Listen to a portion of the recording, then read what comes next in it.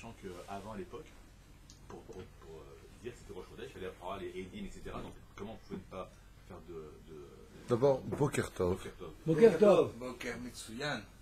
Voilà, il fallait qu'il s'exprime, on t'a entendu. Bezrat Hashem, on est aujourd'hui le jeudi 2 du mois de Shvat, Bezrat Hashem, très merveilleux mois, et le 22, bien entendu, du mois de janvier. Beshem Hashem, Naaseh Venatzliach, j'aimerais dédier ce shiur aussi pour la réussite de tous ceux qui nous soutiennent de leur côté, Mida Kenegen Midalo Batla, Moshe Chayoun, Corinne Bezrat Hashem, Jonathan Bar, j'arrive pas à voir la suite. Corinne, c'est une lyonnaise, non? Corinne, c'est une lyonnaise, je ne sais pas. En tout cas, Stéphane Jamy aussi, Chouchan, Monsieur Chouchan de rendre passant, je crois qu'il ne veut pas qu'on donne plus que ça, Eric Sultan, bien entendu, Bezrat Hashem. Et là, il y a par contre une personne, j'aimerais bien la remercier, mais je ne sais pas ce que c'est marqué, Place Your Gage. Je ne sais pas ce que ça veut dire exactement. David Khadjaj, et bien entendu, sans oublier Jacques Serror, et tous ceux qui, bien entendu, ne veulent pas qu'on cite leur nom, et qui interviennent, Bezrat Hashem, pour nous soutenir dans la diffusion de la Torah, et pour, bien entendu, le Kollel Beshem Hashem Naaseh Venatzliach. Voilà, une grande refoua shlema, bien entendu, pour tout le monde. Amen. Une grande Géoula avec le Melech HaMashiach, Bimhera B'Yamenu. Amen. Aujourd'hui, on étudiera la paracha de la semaine. Donc, je posais une question. Je peux la poser à vous, peut-être qu'elle intéressera tout le monde. Hier, on a fait la Rosh Chodesh. Oui. Pourquoi, en fait, on sait qu'on ne fait pas le Tachanun, le Mincha de Rosh Chodesh. On se posait une question en disant comment ça se fait qu'on ne le fait pas. Parce qu'à l'époque, il fallait avoir les Edim pour pouvoir statuer sur le... Ça change rien à partir du moment, pour ta question, pourquoi on ne fait pas les Tachanunim la veille de Rosh Chodesh. Le Hari Akadosh, il dit que toute la Gdusha qui se trouve dans des points concentrés, comme Shabbat, Yom Tov, Chol Moed, Rosh Chodesh, on a le devoir de prendre cette lumière et de la tirer en dehors de son lit, c'est-à-dire du moment où rentre la fête, dans le Chol. Donc, à partir du moment où on annonce la venue de quelqu'un, on ne fait pas de Tachanunim parce qu'on estime que la fête qui vient elle-même est une réparation pour nos fautes. Donc, étant donné que tant qu'on ne savait pas, par exemple, quand tombait Rosh Chodesh, on le disait quelques jours avant, on ne disait pas le jour même, les mecs, c'est Rosh Chodesh. Donc, on savait à l'avance, même à l'époque de la Gemara dans Makot ou même dans Sanhedrin, si tu veux vérifier là-bas, on annonçait les Edim une fois qu'ils avaient été mis en enquête, à savoir quand est-ce que oui ou non on devait faire la Naomi, c'est-à-dire déclarer Rosh Chodesh pour fixer les dates, ils n'étaient pas annoncés le jour même de Rosh Chodesh. Donc à la veille, on ne faisait pas déjà les Tachanunim, car dans le judaïsme, Bezrat Hashem, on essaie toujours de prendre la lumière de la Gdusha, d'attirer dans le Chol pour donner de la clarté. Les Ma'adavardomé, c'est comme quelqu'un qui passerait son temps à pleurer, on dit non, mais le roi il arrive. Ben, arrête de pleurer maintenant, on nettoie la maison. Donc en d'autres termes, on ne fait pas de Tachanunim pour annoncer la venue de cette grandeur qui est chaque jour, dont on n'a encore pas réellement conscience. Nous, on en parle, mais on n'a pas. Et pourquoi on ne fait pas le Tachanunim aussi? Non, mais c'est pas le sujet d'aujourd'hui, là, les Tachanunim. Non deuillé. Ça n'a rien à voir, c'est encore un autre sujet, ça. Ah, d'accord. C'est ça? Al-Edei, Adayanim, chez... סליחה, והעמידים שאינם טובים, גם שוחטים על ידי זה, שונאים, אוכלים פרנסתם של ישראל, Chaz v'shalom, si les dayanim ne font pas leur travail comme ils auraient dû le faire, et que les melamdim, ceux qui enseignent la Torah, ne le font pas comme ils auraient dû le faire, malheureusement, ça apporte la haine des nations sur nous et ils nous prennent notre argent. Mi sheme'arev mashkan b'ma'im, gannavim ba'im alav, celui qui mélange ses boissons avec de l'eau, il amène sur lui des voleurs. Celui qui coupe ce qu'il boit avec de l'eau, il amène sur lui des voleurs. Mi sheme arev mashkav bemahim, celui qui mélange sa boisson avec de l'eau, si je comprends bien, ganavim ba'im alav, il attire sur lui des voleurs. Alors, le ricard, c'est fini. Non, c'est comme ça qu'on le boit. Non, je pense qu'il veut dire ici, bon, il y a des sodotes, j'ai pas toutes les réponses, mais je pense qu'il veut dire ici tout simplement qu'il y a des boissons qui se boivent telles quelles, il ne faudrait pas les mélanger avec de l'eau. Lama, Zébémet, Anilo Yodéa. On a vu ce matin que quand on rentrait dans une parfumerie et qu'on sentait des bonnes odeurs, on devait dire la bénédiction, pour ne pas profiter de ce monde, de bonnes choses sans bénédiction, Boré, Mine, Bessamim. On a vu que Boré, Mine, Bessamim ne sort pas de Boratse, Bessamim, que Boratse, Bessamim ne sort pas de Boré, Mine, Bessamim. La reine Bezrat Hashem. On fera attention aussi quand on achète du parfum. Il y a de l'extrait de parfum et il y a de l'eau de parfum. L'eau de parfum n'est pas assez fort en général. Mais sur de l'extrait de parfum, on dira aussi, quand on le met sur soi, Boré, Miné, Bessamim. Voilà. On a parlé de l'eau de toilette, il y a l'eau de parfum. Il y a toujours des choses à dire ici quand on dit un truc. Il n'y a pas de ah super, fais-moi. C'est dit. Non, il y a l'eau de toilette, Et s'il veut. il y a l'eau de toilette, l'eau de parfum qui est très forte, et l'extrait de parfum qui est encore plus fort. Dès que c'est fort, c'est Borémine et Metsamim. Tu vas nous pondre à neuf. Allez, voir. Il y a l'autre colonne. Allez, voilà. Tu as réveillé les vieux, là. L'autre colonne, il est revenu à l'autre colonne, chez Michemont. C'est qui met de l'autre colonne aujourd'hui? À part un bon copain à moi que j'aime beaucoup, lui, il est encore à l'autre colonne, oui. C'est bon, là. Mon cher ami Fabrice. Et un grand bonjour aussi à David et à son épouse de New York qu'on embrasse très fort. D'ailleurs, j'ai pas de nouvelles. S'il entend le chiour, c'est Simcha qui me donne un coup de fil. Vayomer Hashem el Moshe les morts, Bo el Paro, qui ani irbadeti et libo ve et lev avadav leman shiti ototai elle bikirbo. Bizarrement, juste avant de rentrer dans la paracha de Bo, vous savez que Bo, on avait déjà dit l'an dernier, tout le monde le sait bien entendu, on s'en fiche que ce soit ta paracha, je suis en train de parler de la Torah. Je rappelle qu'on n'est pas dans une maison de retraite. Taxit, Mazel Tov Becholofen, hein. Henri, Mazel Tov. Ta paracha, donc tu nous la lis Shabbat. Parce que je suis beau, c'est pour ça. Ah, très bien. Voilà, Chilchada la Mata, Shem Yishmor V'Yaracham Aleinu V'Al Kol Acham Yisrael. C'est Beth, Aleph, 2 et 1, 3, les 3 dernières makot, tout le monde le savait. Mais regardez ce qui a marqué juste avant, que Akadosh Baruch Hu a arrêté, la paracha qui précède, il dit comme ça, Vayahdelu akolot ve'abarad, Vayahdelu, et on cessait les kolot, c'est-à-dire le tonnerre, en d'autres termes, ve'abarad, le barad, comment on dit en français le barad? La grêle, bonne réponse. Ve'amatar ou matar, c'est bien entendu la pluie, bonne réponse. Hazak ou baruch. Donc, la pluie. Vous savez que je me suis retrouvé pendant le cours sur Nissan, et le mois le Malazal du Talé, du Bélier, je me suis retrouvé, et quand il y avait marqué là-bas, que ils aiment le Mishgal. Et Mishgal, je me suis trouvé bloqué, j'étais en plus face à des femmes, c'est honteux de parler de ça. Mishgal veut dire, ils aiment l'amour. Alors j'aurais dit, ah, il aime manger. Et tout le monde dit, ah ouais, ils aiment bien manger les béliers. Ah bah le Pérou Shadavar, Mishgal, je savais pas quoi faire sur place, je dis mince, j'ai oublié.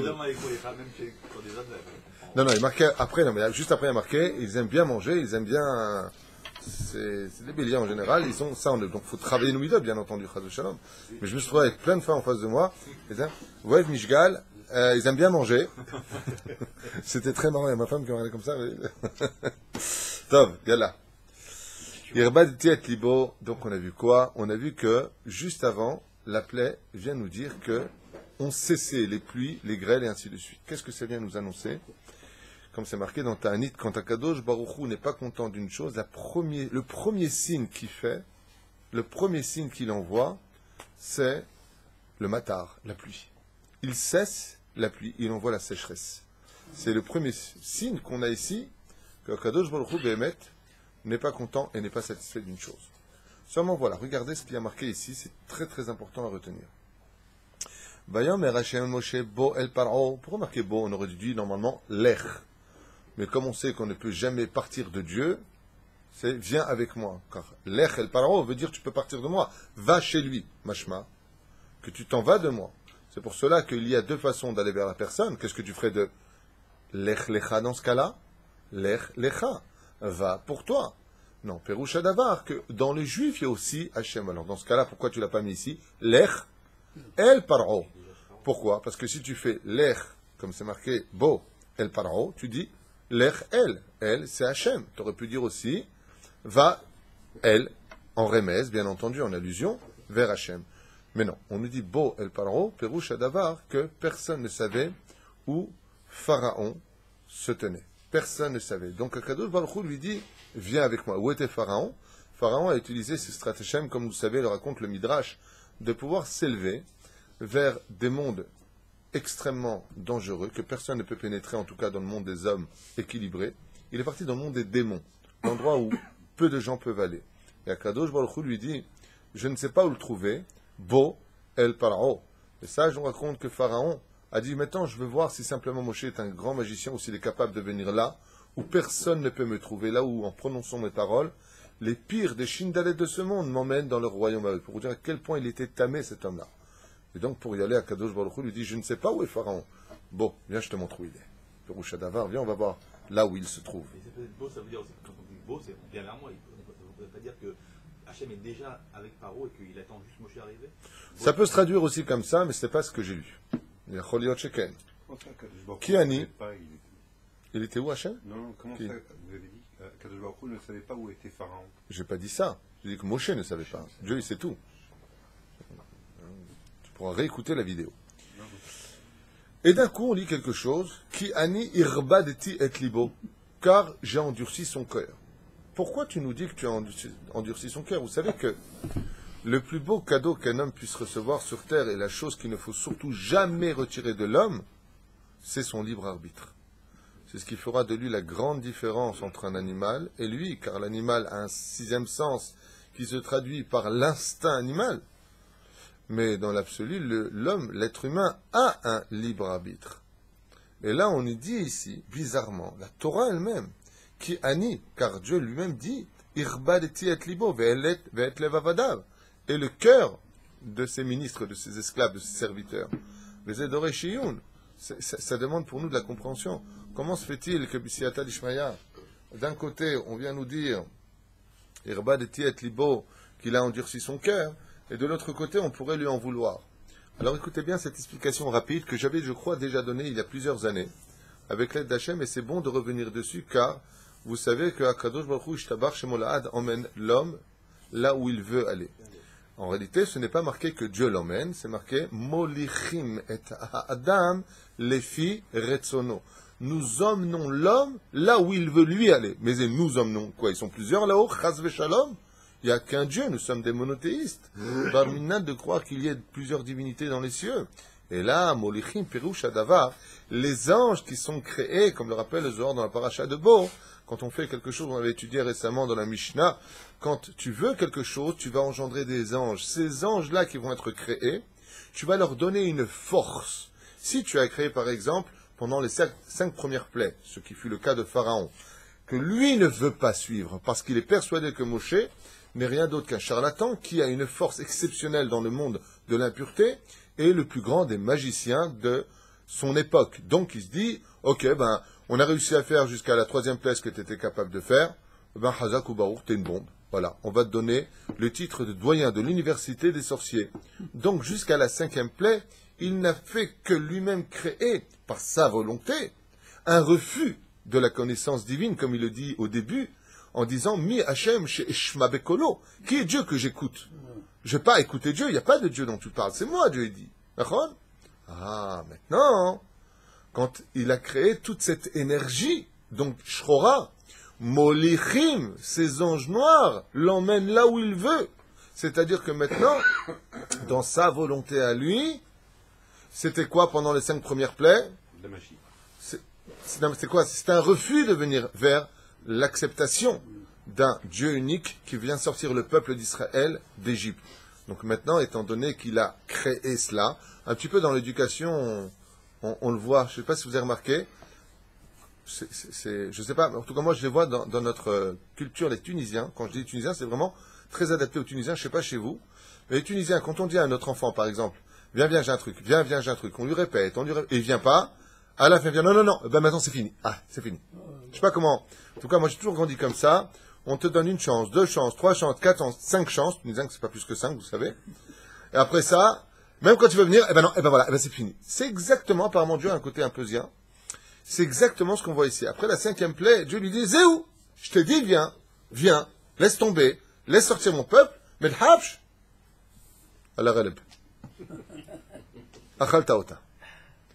Maintenant, tu peux pas en vouloir en disant à Hachem, c'est pas juste ce que tu fais, tu lui endurcis son cœur, et de l'autre côté, tu lui reprends, je n'ai pas laissé sortir les enfants d'Israël. En réalité, c'est exactement le contraire. Je n'ai pas réellement endurci ton cœur. J'ai pris les données que tu m'as données. Et c'était quoi? Un refus. Eh bien, je te les remets sur les épaules. Donc, en fin de compte, c'est la suite qui est engendrée par Akadosh Baruch Hu. Comme on dit, si quelqu'un... Akadosh Baruch Hu emmène devant l'homme ce qu'il demande. Okay? Si quelqu'un veut un tzaddik, Bezrat Hashem, il fera en sorte qu'un tzaddik tape à sa porte par erreur. Et il rencontrera son Rav. Il rencontrera Bezrat Hashem ce qu'il demande. Mais s'il veut une prostituée, il y a une femme qui tapera à la porte, il va aller chez le voisin, elle tapera à sa porte. Comment se fait qu'elle s'est trompée? Parce qu'en réalité, en lui, il y avait quelque chose. Dieu emmène l'homme là où il veut aller. il y a une énergie. C'est pour ça que tous les matins, avant de dire Hashem Melech, Hashem Malach, on dit dans le Hodou, Tenu Oz l'Elokim, donnez de la force à Dieu, créez des énergies positives. Le matin, dès que tu te lèves, sois super positif, super kafsrout, super agréable, super. Pourquoi? Parce que l'énergie que tu vas créer le matin va ou t'adoucir ton cœur, ou alors, comme Pharaon, tu as créé une énergie négative, tu vas endurcir ton propre cœur. Mais par contre, cette fois, c'est Dieu. Ah, même si tu veux maintenant endurcir, non. Je vais me servir de ta bêtise pour glorifier mon nom, vous allez voir par la suite. De l'autre côté, là, une explication sympathique. Si on a dit qu'il n'y a pas plus riche au monde, plus beau au monde que le libre arbitre, alors dans ce cas-là, où est le libre arbitre de Pharaon? Dans le Sefer Imrechen, il rapporte ici un pérouge très intéressant. Ça vous intéresse? Non. Alors, ah, j'ai entendu non. Non. Il a eu peur, le pauvre.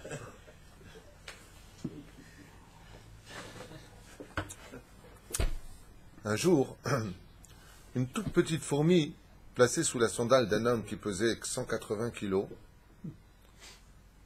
lui a dit, l'homme à la fourmi, si tu fais pas ce que je te dis, je t'écrase. Et la fourmi lui a dit, c'est injuste. C'est facile, tu n'as qu'à baisser ton pied et je serai écrasée et définitivement morte. Est-ce là un libre arbitre que tu me donnes?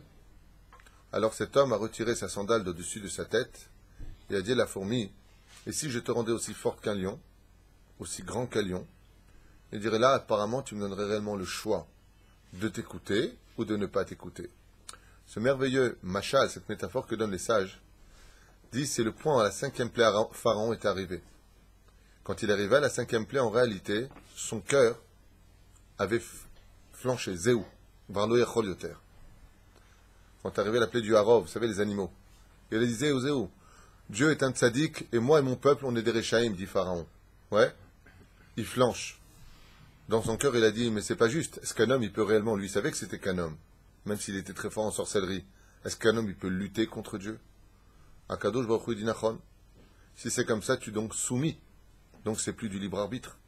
C'est comme si je prends un revolver, je le mets sur la tempe de quelqu'un, je lui dis, avance droit. Est-ce qu'il a un libre arbitre? Il peut le faire ou pas? S'il le fait pas, il meurt. Donc c'est pas un libre arbitre. Laisse-moi le choix. Donc Akadosh Baruch Hu a rendu le cœur de fourmi de Pharaon en cœur de lion. Et Rebadeti et Libo, Pérouche Adavar, qu'il avait perdu son libre arbitre à la 5e plaie, et que maintenant je vais endurcir son cœur pour qu'il soit au niveau de pouvoir me dire aussi face à moi le créateur du monde, oui ou non. Je te laisse libre. Et en d'autres termes, quand vous lisez que Dieu lui a endurci son cœur, Dieu a réinvesti dans son libre arbitre. Allez, je te donne la force de me dire non encore. Parce que qui peut lutter contre Dieu? La plus grande bouche que l'on connaisse dans ce monde, après avoir subi 2 ou 3 épreuves, il se retourne, bon, ça va Dieu, ça va, j'arrête. Regarde, c'est quoi, je vais faire Shabbat, je vais faire... Et à un moment, on est cassé par les épreuves. Pharaon, il s'était cassé en 1000. Mais c'est pas du libre arbitre quand tu es cassé à ce point-là par un créateur dont les limites n'existent pas. Alors il va endurcir son cœur pour lui donner la force de faire un bras de fer avec lui. Et ça finira par Mir Chamocha Ba'ilim Hashem dans la mer, Chamocha et non pas Kamocha, qui fut sorti de la bouche des enfants d'Israël, mais Chamocha qui fut sortir de la bouche de Pharaon, parce que Pharaon a eu de l'eau qui a commencé à pénétrer sa gorge, comme le dit le Midrash, Chamocha, il n'a pas pu dire le Kamocha, et cette fois-là, c'est lui qui le dit, Kamocha Gematria Elokim. Au début, tu as dit ce que tu avais à dire, et de l'autre côté, maintenant tu dis ce que tu es en train de dire. Pour finir, en réalité, Akadosh Baruch Hu, il utilise constamment les erreurs de l'homme pour mettre toujours ses plans en application. Si tu fais ce que Dieu te demande, tu gagnes du temps dans ta vie. Si tu ne fais pas ce que Dieu te demande, tu perds du temps dans ta vie. Mais Dieu, il obtient exactement ce qu'il veut, mais par le chemin que toi tu choisis. C'est lui qui a le dernier mot, c'est pas toi. Résultat des courses, Pharaon a dit, qui est Dieu pour que je l'écoute celui-là? Ouh, Amara Kadosh Baruch Hu, Toda Rabba, ta bêtise me sert plus que jamais. Il dit pourquoi? Il dit parce que même si les enfants d'Israël ne voudront pas sortir d'Égypte, et ils n'ont pas voulu sortir d'Égypte, qu'on l'avait vu, 80% sont morts dans cette paracha, la plaie du Rocher, et les 20 autres, il faut que ce soit Pharaon qui les... Allez, mais partez. Et résultat, qu'est-ce qu'on voit? On voit que quand on sort d'Égypte, on arrive devant la mer Rouge, et les anges accusateurs disent à Dieu, mais Ribono Shalom, t'es un Dieu de justice, t'es un Dieu pur. Ouais. Toi, tu fais la justice, 2 et 2 cas, 4 et 4, 8, tu es droit, nachon? Mais si ils font Avodazara et Bekoshi, ils ne veulent pas sortir d'Égypte, et que les Égyptiens ne veulent pas sortir, comment dire, sont des Réchaïm qui font aussi Avodazara. Au nom de quelle justice tu fais une chose pareille? Quand tu as promis à Abraham, Yitzhak et Yaakov de les sortir, c'était par rapport au fait, mais il faut qu'il soit méritant. Là, sur quel point tu te bases pour faire ta justice? Et là, il y a un très beau midrash que j'ai lu il y a très très longtemps qui dit que Akadosh Baruch Hu aurait répondu aux anges accusateurs qui viennent et il aurait dit, bon, alors vous avez raison, ils doivent rester en Égypte. Alors Pharaon a raison. Il y a plus fort que le roi des rois. Il y a Pharaon puisqu'il a dit, qui est lui pour que j'écoute sa voix? Les anges, tout de suite, quand ils ont entendu ça, qu'est-ce qu'ils ont dit? Non, non, non, non, non, non, bon, on laisse tomber, on n'accuse plus personne. Pourquoi? Parce que Akadosh Baruch Hu regardait la force d'Hachem.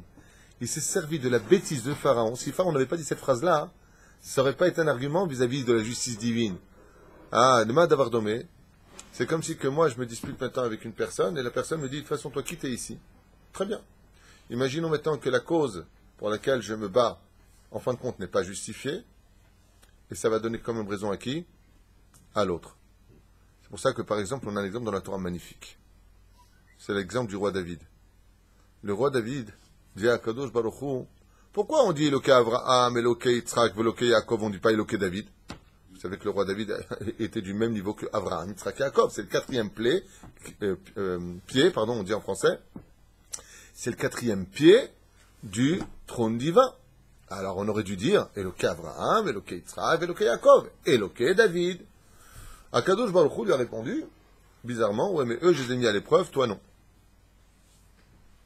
Il dit, ben, mets-moi à l'épreuve. C'est ça le truc. Je connais pas un homme qui a autant souffert que lui et qui a été aussi mis à l'épreuve que lui, mais bon.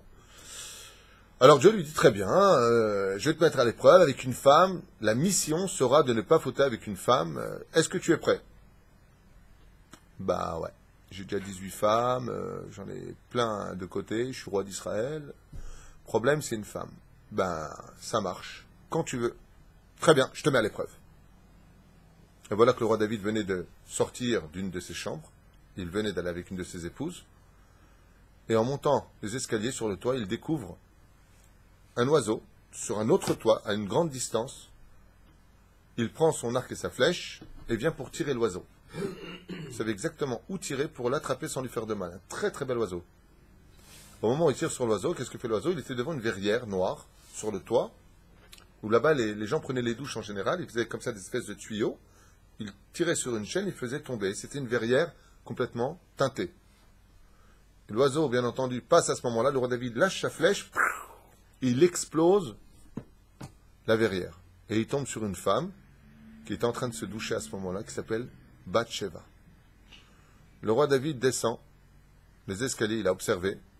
Il voit Benaïou, Ben Yoyada, le plus fidèle de tous ses serviteurs, le plus grand, un des plus grands de toute l'histoire juive, Benaïou, Ben Yoyada, à la Shalom, celui à qui on doit le Beth Amikdash parce qu'il a trouvé le shamir pour couper la pierre. Et il lui dit, va dans telle rue, à tel endroit et apporte-moi cette femme.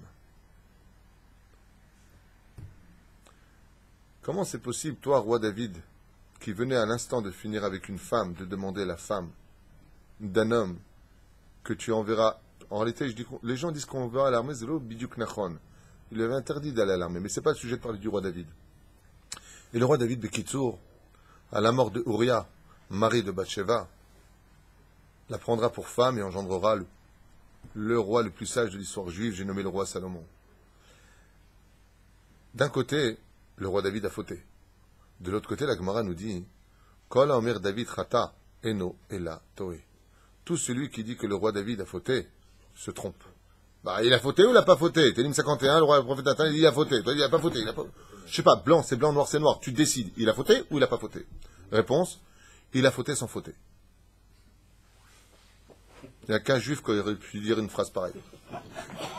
C'est pas que je t'ai volé, je t'ai pas volé. Je comprends. C'est que je t'ai volé parce qu'on dit, t'as fauté ou t'as pas fauté? Et l'amrou rabotinu alayhi shalom. Le roi David, quand il s'est retrouvé face à Bathsheba, il a levé les yeux vers le ciel et il a dit, mais qu'est-ce que j'ai dit à Hachem? J'ai dit, pourquoi est-ce qu'il n'y a pas mon nom? Éloqué David. Et là-bas, qu'est-ce qu'il m'a dit Hachem, le roi des rois? Il a dit au roi d'Israël, alors je vais te mettre à l'épreuve. Et ça veut dire quoi, je vais te mettre à l'épreuve? On va voir qui avait tort ou raison. Le roi David a dit, Bevadaï, que je peux absolument résister et oublier cette femme sur place. Mais ça voudrait dire quoi? Que je vais après dire à Dieu, alors, Alors, qui c'est qui avait raison? Tu vois? Il n'y a pas eu de problème. Tout ça pour avoir mon nom, il a dit le roi David. Non. Je préfère fauter, perdre devant le roi des rois, que l'on dise jamais un jour que le roi d'Israël a vaincu le roi des rois. Oui, va-t-elle? Le mât d'Avardomé, à quoi ça ressemble? Imaginez un jour qu'un père dit à son fils, non, non, ne lève pas cette table. Yehud dit, tu peux pas la lever. Je te dis que tu peux pas la lever. Je sais ce que je dis, je te connais très bien, tu pourras pas la lever. Et le fils, il vient pour lever la table. Il se rend compte qu'il avait amplement la force en lui maintenant pour la lever. Mais s'il a du respect pour son père, papa, t'avais raison. Parce que s'il la lève, qu'est-ce qu'il fait le père après? Ah bon, d'accord. Tu montres à ton père que tu t'es trompé, qui vient Chol. Soit disant que tu t'es trompé. Ainsi donc il a fait les choses. Zainyan, Bati et Libo, Betlev Avadav. Il dit quoi maintenant? Akadosh Baruch Hu voulait sortir d'Égypte, et qu'est-ce qu'ils disent les anges? Mais ils font Avodazara aussi, les juifs, là, regarde. Elou Avodazara, Elou Avodazara, les deux, pourquoi? Sur quel mérite tu les sors? Alors, Akadosh Baruch Hu, il a dit, Vechen Pharaon, alors Tzadak. Alors, il n'a pas à m'écouter, donc c'est lui qui gagne. Un petit roi mouchmen comme Pharaon, de rien du tout, il peut gagner le roi des rois. Tous les anges accusateurs se sont prosternés devant Hachem. Hachem Hu Elokim. Hachem Hu Elokim. Il n'y a pas plus grand que Dieu. Pourquoi que même si on fait des fois des choses qui vont à l'encontre de la Torah, ça finit tôt ou tard par nous retomber dessus par notre propre bêtise. On avance. Maintenant que vous avez décidé de lutter contre moi, vous, les Égyptiens, alors je me servirai de votre bêtise pour accomplir mes prodiges. Pourquoi? Parce que Dieu avait besoin de mettre en pratique les 10 plaies. En contrepartie, les enfants d'Israël devaient accepter les 10 commandements, 10 contre 10, et respecter le fonctionnement des 10 séphirotes sur lesquels, Bezrat Hashem, chacun de nous, devons travailler toute notre vie, comme vous le savez. Mais dans quel but?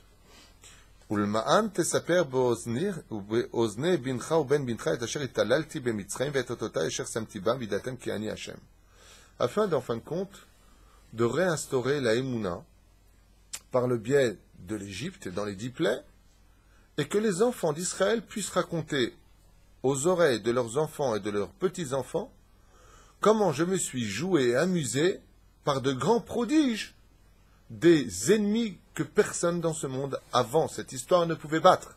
J'ai nommé l'Égypte par toutes sortes de stratagèmes spirituels dans le monde de la magie noire, l'armée, la technologie mise en pratique à cette époque par l'Égypte, qui était un pays extrêmement développé. Akadosh Baruch Hu nous dit tout ça pourquoi? Pour Pessah. Afin que tu racontes tous les jours de ta vie à tes enfants et tes petits-enfants. Je sais que j'en ai parlé, mais je trouve que c'est tellement d'actualité que je me permettrai, avec vos permissions, de revenir sur une des conditions du peuple d'Israël indispensables à l'évolution de notre Emouna. Dans toutes les religions qui ont été mises en pratique,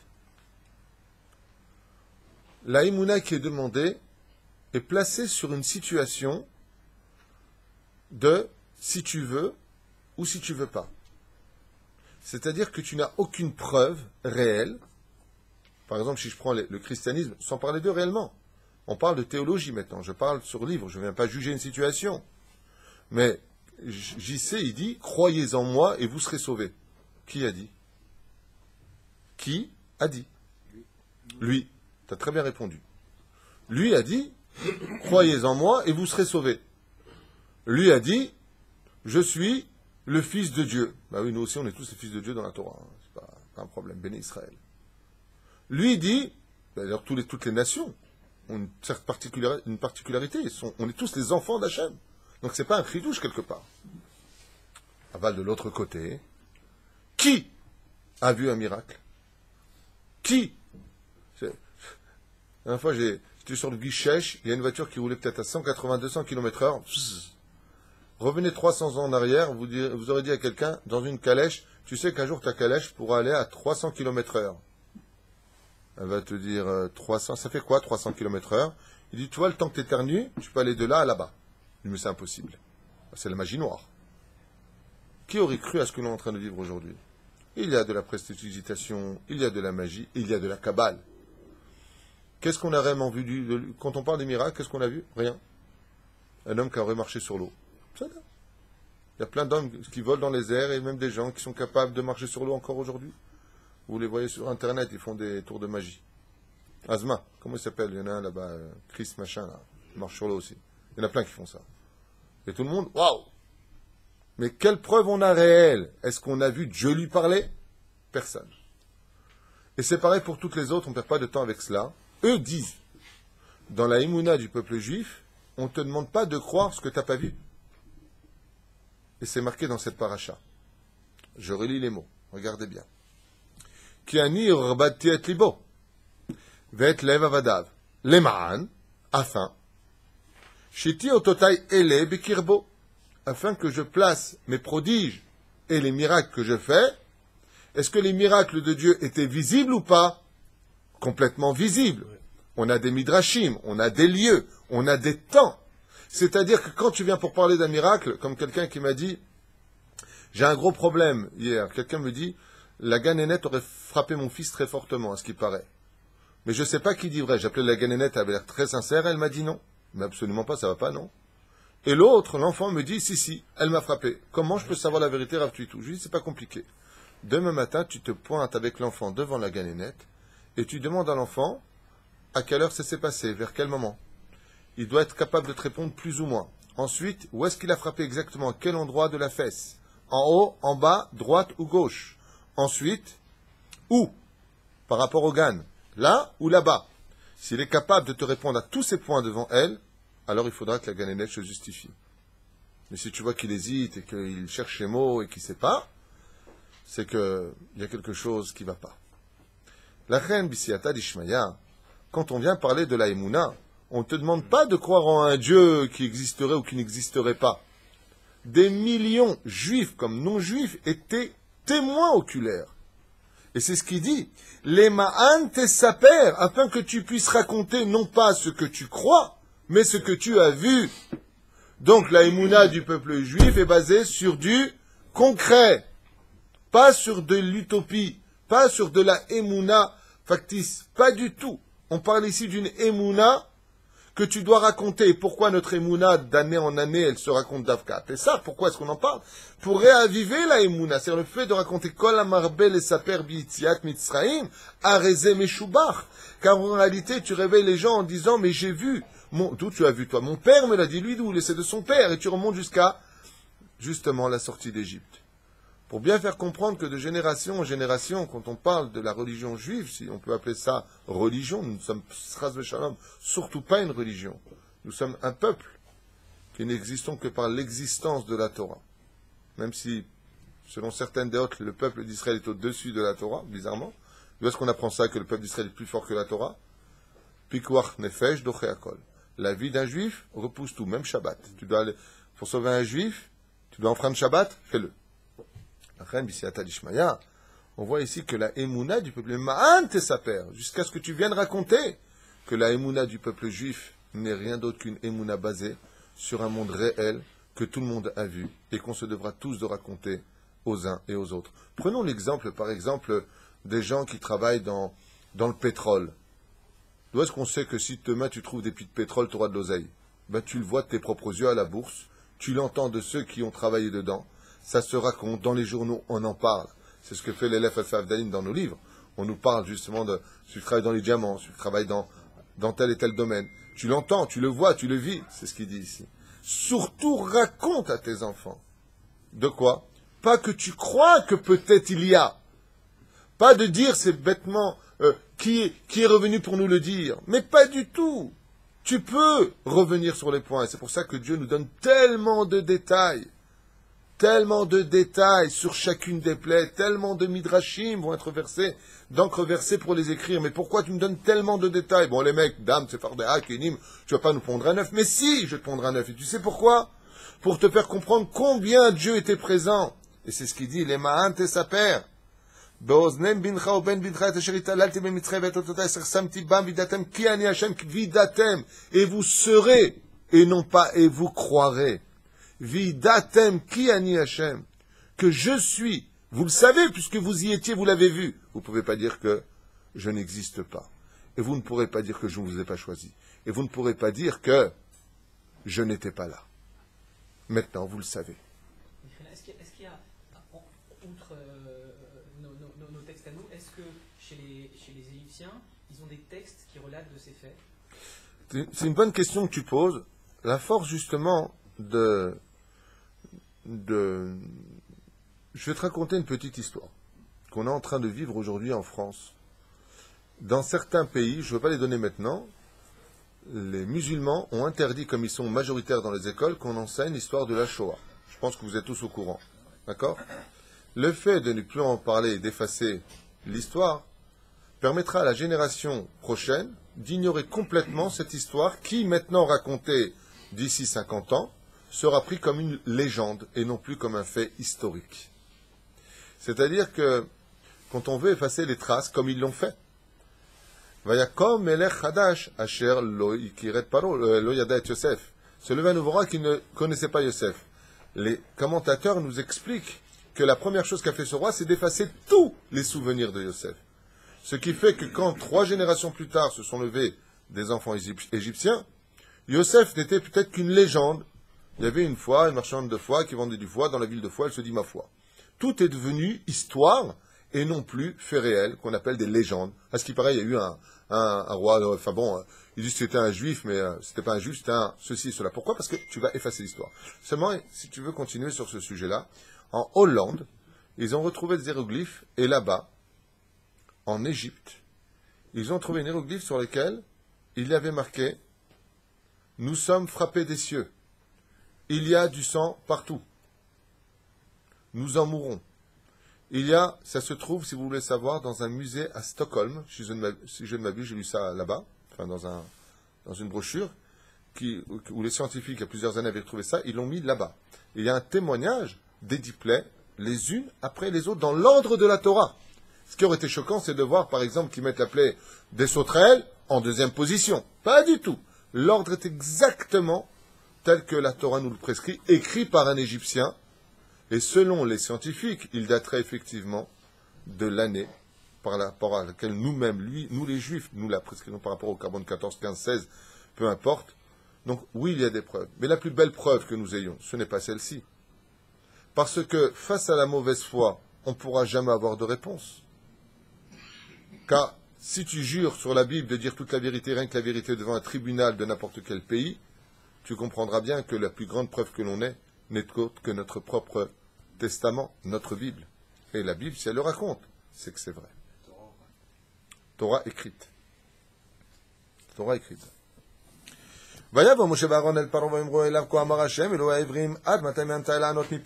Et jusqu'à quand tu vas éviter, en d'autres termes, te cacher de moi, jusqu'à quand tu vas éviter de renvoyer mon peuple, Shalach Ami, renvoie mon peuple à Avdouni afin qu'il me serve. Donc vous avez bien compris que de l'autre côté, si les Hébreux sont en Égypte quelque part, c'est qu'ils le méritaient, parce qu'ils s'étaient assimilés, parce que on avait du travail à faire et récupérer les Nitzotzot en Égypte.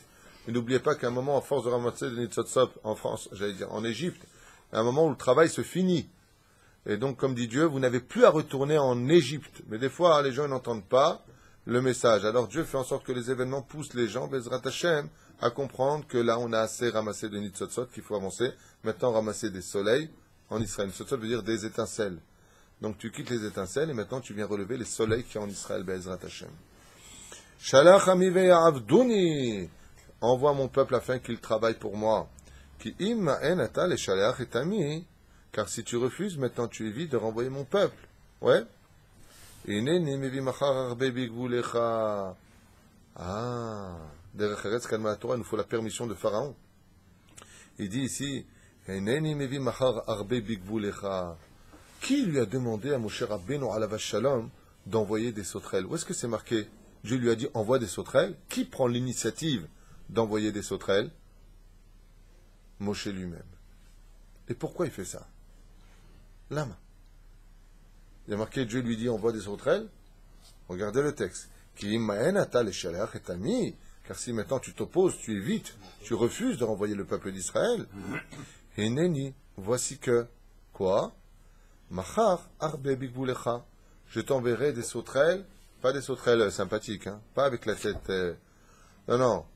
C'est des missiles avec, en plus de ça, une morsure qui envoyait du poison. Ouais.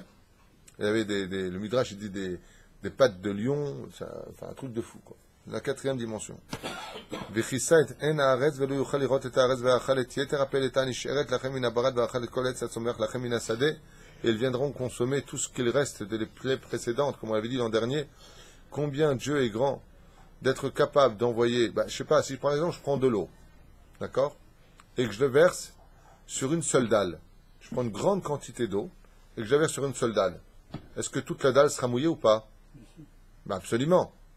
Mais si je lance de l'eau en plein milieu de la dalle et que le centre de la dalle est resté sec, c'est du miracle ou pas? Dieu il a envoyé le barad, il a envoyé toutes les plaies. Il y a marqué bimforage dans le texte précédent qu'il ne restait plus rien. Ouais. Et là, qu'est-ce qu'il dit? Ce qu'il reste. Mais c'est pas possible qu'il reste quelque chose. Puisque c'est marqué noir sur blanc qu'il ne restait plus rien. Pourquoi dans ce cas-là la Torah se contredit-elle?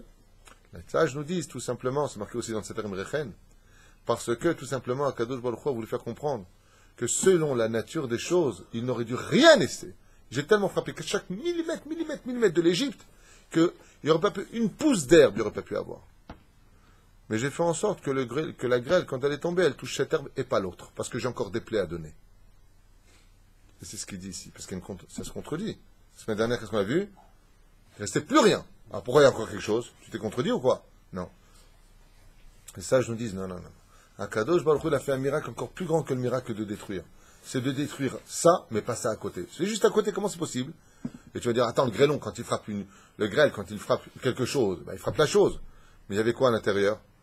Du feu. Le feu, c'est comme la bombe là qu'on lance, le napalm. C'est exactement ça. La plaie de la grêle et du feu, c'est comme du napalm. Alors imagine maintenant que tu lances une bombe napalm et tu as une traînée de feu et au milieu, de l'herbe verte super belle. Et de l'autre côté, ça reprend. C'est possible ou pas? Sachez que c'est impossible. Le napalm, c'est une traînée. C'est ce qu'ils disent exactement les sages. Comment se fait-il qu'une traînée de feu avec la grêle tombée par millions, et ce n'était pas des petits grêlons, vous le savez, a pu laisser quelque chose? Parce que même les plaies ont fait un miracle en eux-mêmes. Très beau chidouche. Il y en a qui disent que, excusez-moi, il y en a qui disent que c'est à cette plaie-là que Pharaon a fait Teshuvah.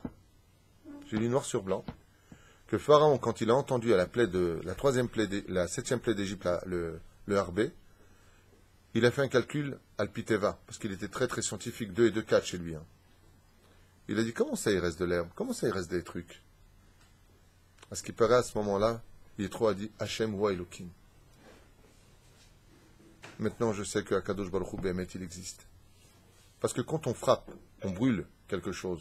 Il y a plusieurs noms. Ça va? Comment ça se fait qu'il dit ça, en sachant que lui, il a pas été touché directement par rapport aux autres plaies? Pardon? Il était sauvegardé par rapport aux plaies de... Justement, Pharaon aura un tafkid qui durera, c'est qu'il se sert de lui. Vous savez que Dieu paye le salaire à l'homme, même s'il ne lui rend pas service, mais Dieu se sert de lui, il lui donnera quand même un salaire, il le laissera vivre à Adechad, et il deviendra, comme on le sait dans Pirkei Rabbi Eliezer, roi de la ville de Nineveh, selon certaines déotes. Mais on n'a pas répondu à la question de tout à l'heure. On a dit, mais qui a dit à Moshe de donner l'initiative, de prendre l'initiative de dire d'envoyer des harbés? Eh bien, les sages nous disent de là que un enseignement très très important à retenir pour la vie, pour nous tous, c'est que s'il était parti demander à Dieu, qu'est-ce que tu penses faire? Alors effectivement, le messager, aussi grand soit-il, ne restera qu'un messager. Mais Akadosh Baruch Hu a dit à Moshe Rabbeinu alav shalom, enseigne aux enfants d'Israël la valeur d'un rav. Et des fois, quand le rav y parle, alors Akadosh Baruch Hu, il fera ce que lui a demandé. Ça s'appelle Emunat Chachamim. Donc, qui a décidé, ça dit Gozer Hashem Ekayem, qui a décidé d'envoyer les sauterelles? Moshe. Et qui est arrivé? Donc, qu'est-ce que ça a mis Pharaon en respect vis-à-vis de Moshe? De là, comme il y a remarqué dans la Gemara à propos de Rabbi Shimon Maasoni, et Hashem Elokecha Tira, on se doit de craindre les rabbanim comme on craint la parole de Dieu. De la même façon, de cette plaie-là. C'est ce que disent les sages. Qui a demandé à Moshe d'envoyer la plaie, les sauterelles? Personne, lui. Et regardez. Et donc il lui dit, voilà, ça va remplir tes maisons, la maison de tes esclaves, de tes serviteurs, et tu verras que dans toutes les maisons d'Égypte, effectivement, il n'y a pas une seule maison en Égypte qui ne sera pas remplie de sauterelles. Ça, par contre, il n'y a pas une maison qui a échappé.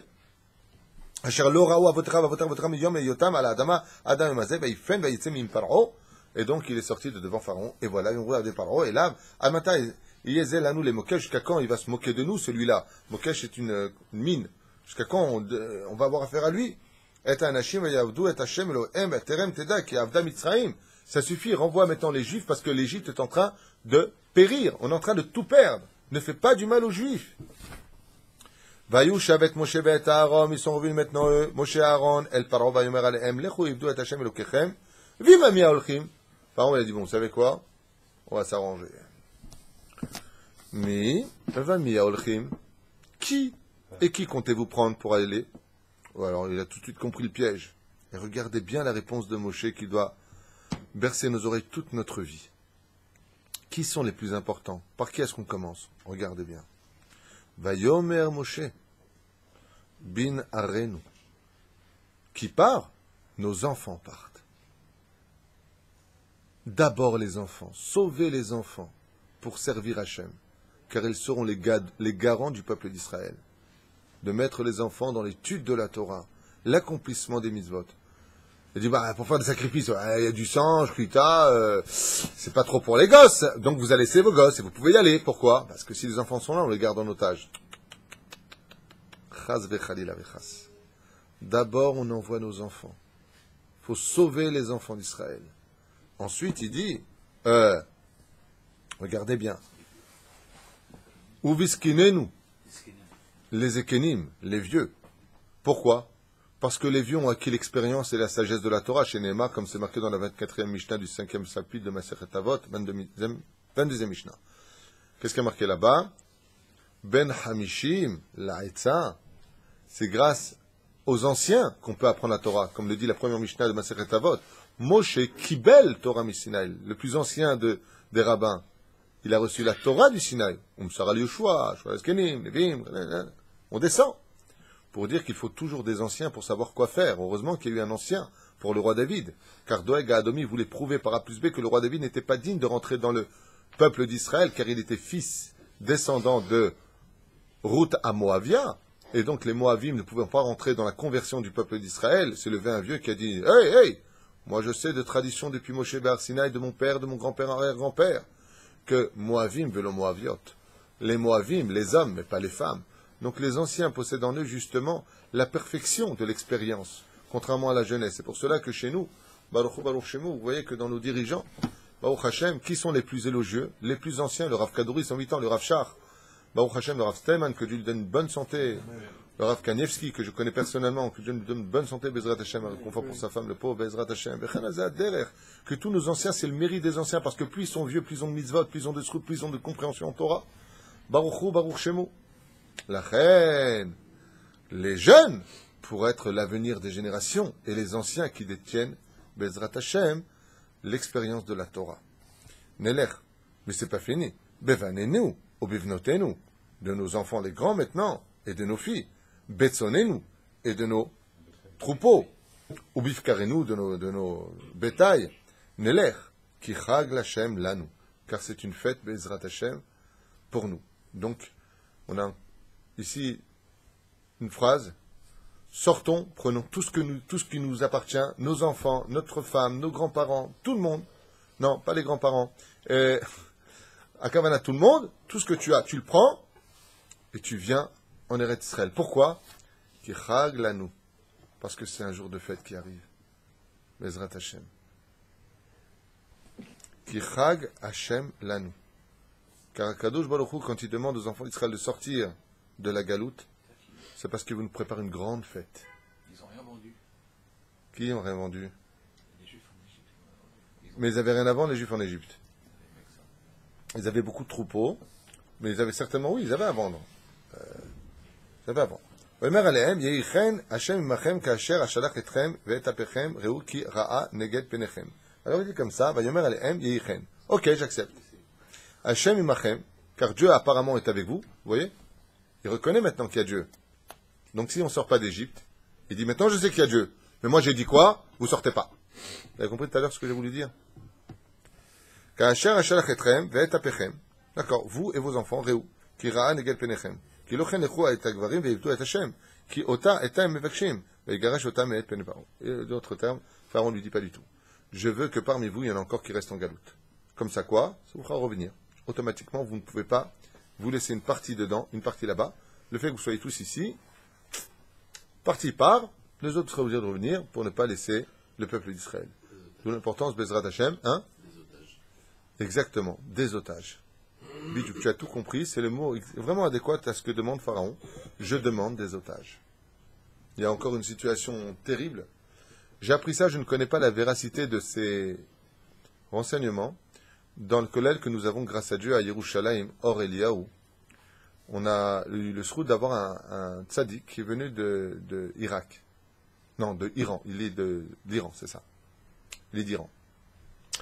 Et je me suis entretenu avec lui, et je lui ai demandé, très très étonné de la réponse, je lui ai dit, dis-moi, il y a encore des juifs en Iran? Pour moi, ça me semblait complètement impossible. Et il me dit, absolument. Oui, absolument. Il m'a dit, Betach. Je dis, Kama. La réponse qu'il m'a donnée, la vérité, elle m'a choqué. Qu'est-ce que tu veux dire? Je crois que j'ai venu entre 15 et 20 000 juifs encore. Eh bien, c'est exactement ce qu'il m'a dit. Et où tu as lu ça? Lui, il a pu s'échapper d'Iran, et il m'a dit, il m'a dit rien que là où je vis, on est 15 000 juifs. 15 000 juifs. Alors je lui ai dit, ah bon? Et vous traitez pas mal? Il m'a dit, ah, pas du tout. Alors, pas du tout. Attention si tu touches à un juif là-bas. Je dis, alors je comprends plus rien, explique-moi. Il dit, parce que là-bas, les musulmans savent que tant qu'ils nous tiennent, ils auront de la bracha, de la bénédiction, ils ont. Ça vous dit rien tout ça? La France sans les juifs n'est plus la France. L'Angleterre sans les juifs, les États-Unis sans les juifs. En Iran, où ils veulent nous bombarder à la bombe atomique, ils veulent exterminer tous les juifs, sauf qui? Les leurs. Pourquoi? Oui, la bracha. Alors je lui ai dit, comment tu as fait? Écoutez bien ce qu'il m'a répondu. Il m'a dit, quand tu demandes à sortir du pays, en Iran, ils te laissent sortir. Je dis, oh. Tu reviens pas? Non.